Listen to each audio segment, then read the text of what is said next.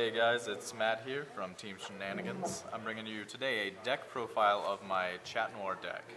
I've been using this deck for a while now, loving every second of it. It's extremely consistent, really strong. So let's get this started off. First off, the starter. Start off with Telescope Rabbit. Now, Great Nature doesn't have a lot to work with in the way of starters. You got Pencil Koala, who kind of lets your opponent kind of choose when to use his skill. A little bit suboptimal, since really the only time he's going to be going off is when you don't really need him to be. You've got Little Belly, which provides counter charge, but we just got counters. You got Little Belly, which provides counter charge, but the big thing that this provides is retire.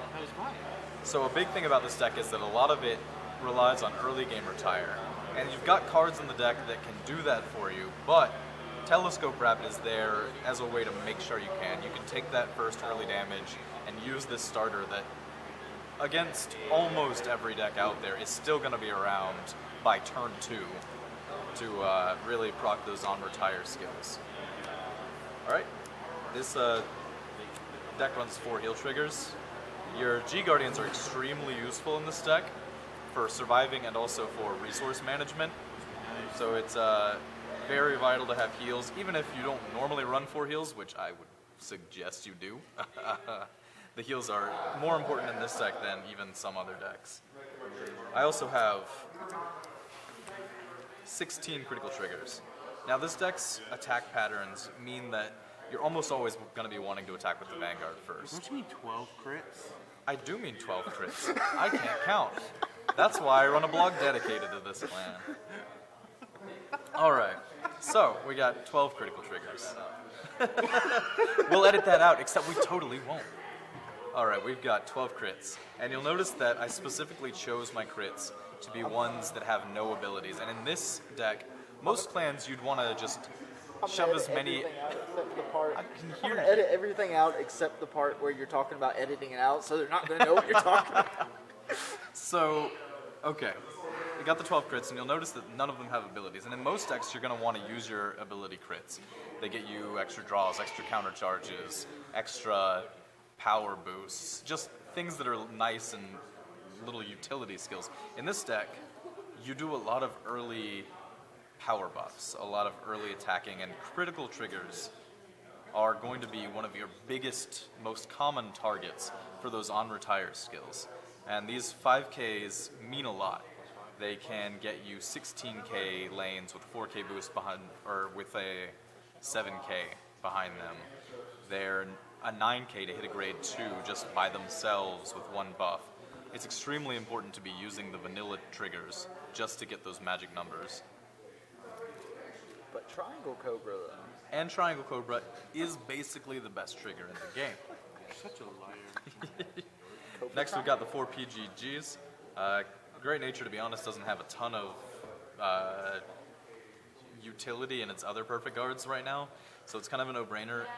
Beyond that, the deck uses counterblasts like crazy. Thanks to things like Caspleague, Big Belly, Crayon Tiger, you need your counterblasts, and this card is one consistent way to make sure you keep them in check. Next up, 4 copies of Mike Saburo. Now, Sabu is an insane card. This card is broken.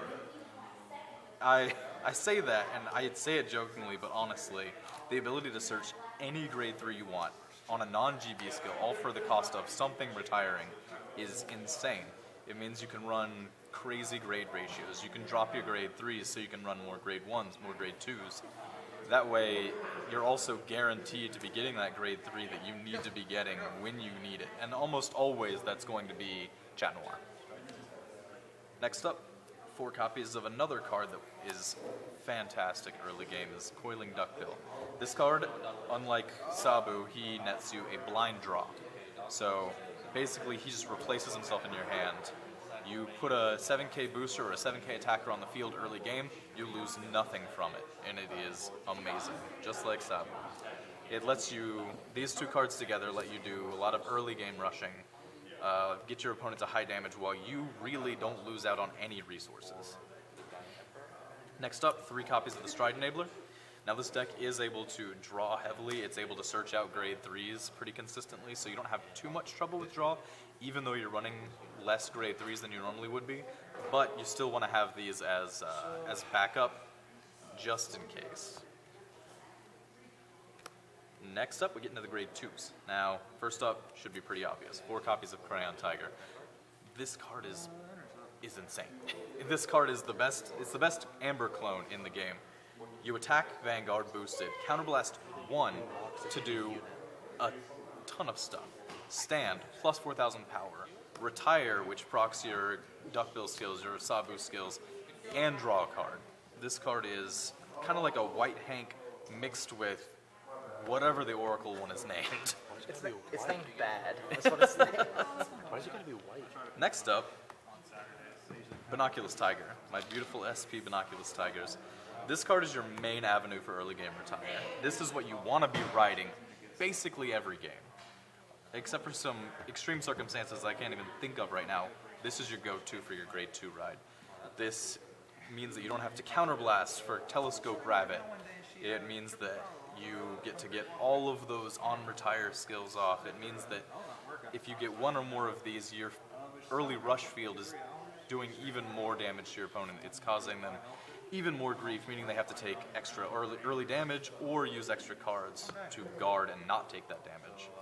The last is kind of a tech slot. I'm using Field Glass Otter. I really enjoy this card. It is important to note that it also has an errata.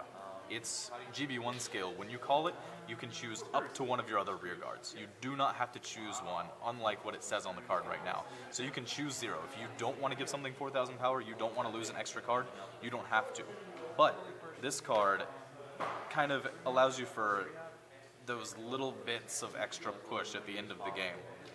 They can turn that column into just one stage more that might just get past your opponent, or give it to a unit that maybe will end up restanding, something along those lines. It's also incredible because it manages resources very well. It doesn't synergize well with Sabu or Duckbill because those need him to retire. But any other card in this deck that draws cards and retires does not care whether or not that card actually retires to get the draw or not. So this card at the end of a Casp League turn, at the end of a Chatnoir break ride turn, bounce him back to your hand, and you still get every draw. You don't lose a single card off of that turn if he's the only card you targeted with on-retire skills. You can also, there are a couple other choices that I've seen people make. Guru Wolf is a semi-common choice. It's not GB1 either, so early game can kind of put pressure on the opponent. Say, you're going to take a damage, or you're going to use up cards to block this huge attack, or you're going to take damage and I'm going to gain cards. Or Sleepy Taper is another very common choice. It's got resist, so it can kind of help you play around your Kagura matchups, your Gear Chronicle matchups. It's another source of early game retire, like Binoculus Tiger, gives you extra buffs in the early game to help you get more damage in on your opponent or help you retire cards without using the counterblast from Telescope Rabbit. Next up, the boss of the deck, basically. We got Chatnoir. This is your go-to first ride. If you don't ride this ride first, your deck kind of falters a little bit. It's definitely far from impossible to win, but this card is what enables your main stride, the main push before your break ride. Speaking of your break ride, we've got the card that synergizes best with it. You've got Arusha. This card is one of the cheapest restanders in the game. This card is a discard 1 restand. Now, it comes with a little bit of a drawback that you can't put any triggers on the grade 3. Remember, this card also has an errata because Bushiroad sometimes is just terrible at printing the right words on a card. So you are going to want to remember, this card cannot give itself triggers. Triggers from this card's drive checks can go on any other card on the field, including a rear guard that you're going to restand, just not on itself. But that success 25,000 on a break ride turn, extremely easy to meet. Discard 1 is nearly costless in a deck that can just pump out draws after draw after draw at the end phase. And the extra pressure you're putting on your opponent, especially over 2 attacks, even though they can 1-to-pass them, is still very valuable shield your opponent is losing. last card, I have one copy of Horton. We've got Tuskmaster. This card, the reason I have one copy is that this card's searchable. Because War can search it out when you need it. It's a fifth copy of Crayon Tiger that is searchable. Unlike Crayon Tiger, it doesn't need to be boosted. But also, unlike Crayon Tiger, it doesn't give you a draw. So there's some give and take, but it's very useful as a pinch Crayon Tiger. You also, its ability is active on the Vanguard Circle. So if you have itself and a Crayon Tiger, you actually get extra attacks from your rear guard, getting more and more buffs on the break ride turn every single attack. And it can get a little overwhelming. Your opponent may not anticipate this coming out and just pushing their face in. Now at the end of this all, we have the G-Zone. I'll start with the G-Guardians. I've got one Dismal. This card is basically in here to protect your Crayon Tigers. If you don't have an extra one, you didn't draw one, this card makes sure they stick around for that next turn. It can also be used to protect your other rear guards, of course, but Crayon Tiger is the most common target for that card. Next up, 2 Ardillo. Now, I was really skeptical about this card when it was first revealed, but you tend to not have that many units on the field more often than you'd expect, even in a deck that really only aims to retire 1 a turn. And even when you have multiple units on the field, retiring 1 or 2 to save your life with that plus 10,000 shield, often very worth it. And if you're on a turn where you're using multiple G-Guardians in a turn, you use one first. The other one then is basically free, or they share the cost half and half from retiring those units, since your field is already going to be clear from the first one. Last is an insanely useful card. This provides ridiculous levels of utility to the deck. So not only do you have countercharging through your Perfect Guard, you have countercharging through this G-Guardian. Between the two, as long as you have a Perfect Guard or a heal trigger in your hand, you've got on-demand countercharge. You've got exactly what you need to finish off your opponent. You can go all in on a Cast League turn, counterblast your life away, and just get it right back. And a great thing is, just like Ardillo, if you use multiple of these in the same turn, they basically share that retire cost. You can use both of these on the same unit, and at the end of the turn, it doesn't care whether or not you retire it, as long as it's there during the end phase. Retire it once, get the counter charge, get another counter charge for free. Next up, we've got your general go-to first stride. Renthur is crazy, just for the sake of it, buffing up your units on the first turn as much as it does. Even though your first stride turn, you're usually not looking to finish the game, this card allows you to get a little bit of extra draw, assuming maybe you hit a trigger or have another buff effect to give a rear guard, and it kind of pushes to get your opponent at higher damage than maybe they might expect to get after a first stride turn. Plus 8, especially with a Crayon Tiger giving that plus 16 over 2 attacks, can really do a number on your opponent. Next up, 2 copies of Afonk. I have 2 copies of this in here basically as my substitute for Sleepy Taper in the main deck. I don't expect to run into a ton of Kagero right now. It's not a widely played plan, but when you do go against Kagero, this card is going to save your life. Not only do you shut down their G-Guardians, you also don't lose anything. Say you don't have Field Glass Otter, well, those retires, basically your on-retire skills become free as well. This guy keeps them around, and unlike a lot of cards in Great Nature, this one actually gives a lot of pressure to your Vanguard. That plus 4,000 for each rear guard can really add up, and if your opponent doesn't have a perfect guard, suddenly they might find themselves wasting shield on the Vanguard that they would really rather be saving for a beefed up restanding rear guard. Next up, Managarm.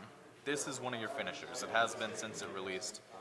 And a lot of people tend to kind of forget it exists in certain situations. I will say I don't find myself going into it that often, just because Big Belly's pure power tends to finish games more consistently. But this card, especially with a double Crayon Tiger field, where you're restanding things and adding more power, this card can really surprise your opponent and get a win in.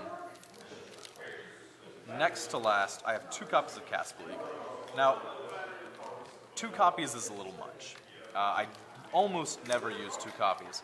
However, the The Honorary Professor, the Chatnoir G-Zone right now, is a little sparse. There's not a ton else you could put in it. You could put in a second Rimther. Wouldn't be a big deal.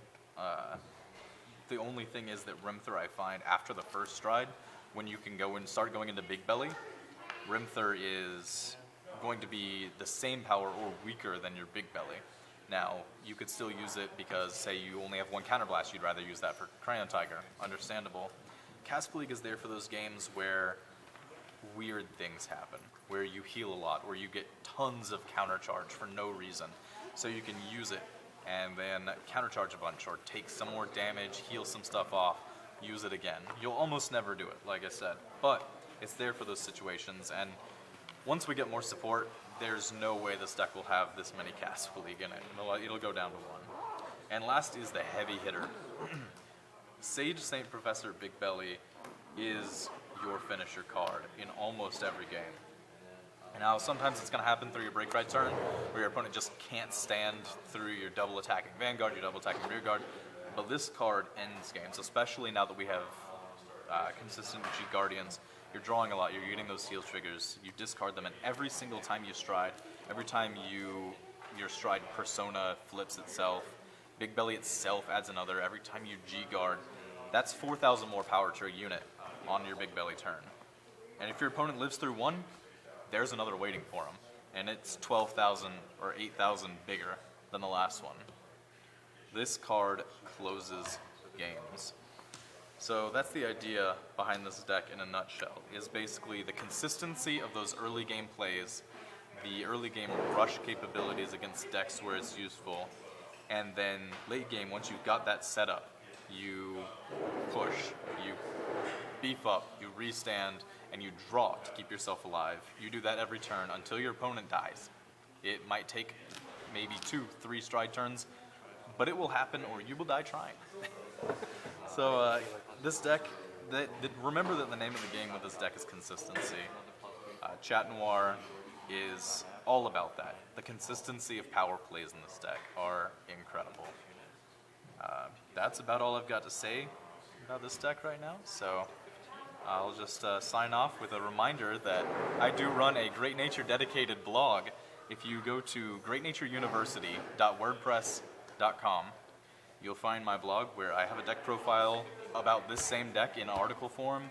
I go over any new card reveals. I'll go over decks that top tournaments, all kinds of stuff. You can find all of that on my blog. It's also linked back to this YouTube page.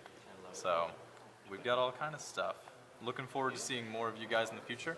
This is Matt, or Kip for short, from Team Shenanigans, signing off. Have a good day.